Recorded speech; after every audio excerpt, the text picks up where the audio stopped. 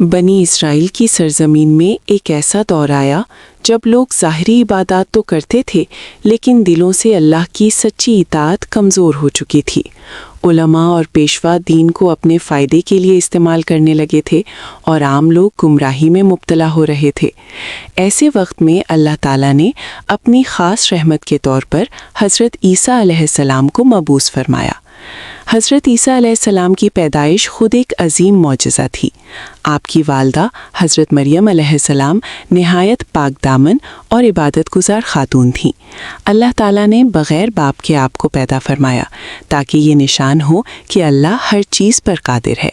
جب حضرت عیسیٰ علیہ السلام پیدا ہوئے تو لوگوں نے حضرت مریم پر بہتان لگائے، مگر اللہ کے حکم سے نومولود عیسیٰ علیہ السلام نے گہوارے میں ہی کلام کیا۔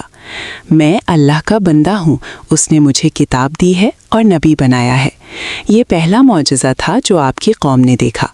جب حضرت عیسیٰ علیہ السلام جوان ہوئے تو انہوں نے بنی اسرائیل کو اللہ کی طرف بلانا شروع کیا۔ آپ نے فرمایا، صرف ایک اللہ کی عبادت کرو، دنیا کی محبت میں اندھے نہ بنو، سچائی اور انصاف کا راستہ اختیار کرو۔ لیکن قوم کے بڑے لوگ، خاص طور پر مذہبی پیشوا، آپ کی باتوں سے ناراض ہونے لگے کیونکہ آپ ان کی غلطیوں کو بے نقاب کر رہے تھے۔ اللہ تعالیٰ نے حضرت عیسیٰ علیہ السلام کو کئی عظیم معجزات عطا کیے تاکہ لوگ ایمان لائیں۔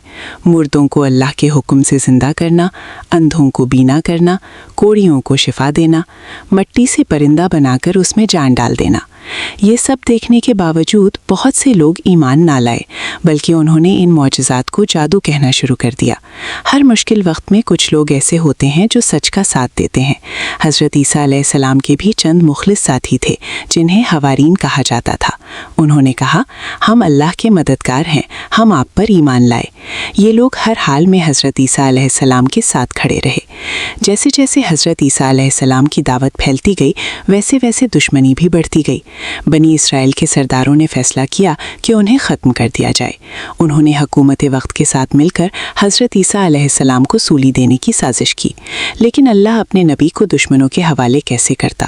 قرآن پاک کے مطابق نہ انہوں نے حضرت عیسیٰ علیہ السلام کو قتل کیا، نہ سولی دی، بلکہ اللہ نے انہیں آسمان پر اٹھا لیا اور دشمنوں کو دھوکے میں ڈال دیا گیا۔ حضرت عیسیٰ علیہ السلام کے جانے کے بعد ان کی قوم مختلف گروہوں میں بٹ گئی۔ کچھ نے سچی تعلیمات کو چھوڑ دیا، کچھ نے غلو، حد سے بڑھنا شروع کر دیا، اور کچھ سچے لوگ ایمان پر قائم رہے۔ یہی وجہ ہے کہ آج بھی ان کی تعلیمات میں اختلاف پایا جاتا ہے۔ اس سے ہمیں یہ سبق ملتا ہے کہ سچ ہمیشہ واضح ہوتا ہے، مگر ہر کوئی اسے قبول نہیں کرتا۔ دنیاوی مفادات انسان کو حق سے دور کر دیتے ہیں۔ اللہ اپنے نبیوں اور سچے بندوں کی حفاظت کرتا ہے۔ ایمان لانے والے ہمیشہ کم ہوتے ہیں، مگر کامیاب وہی ہوتے ہیں۔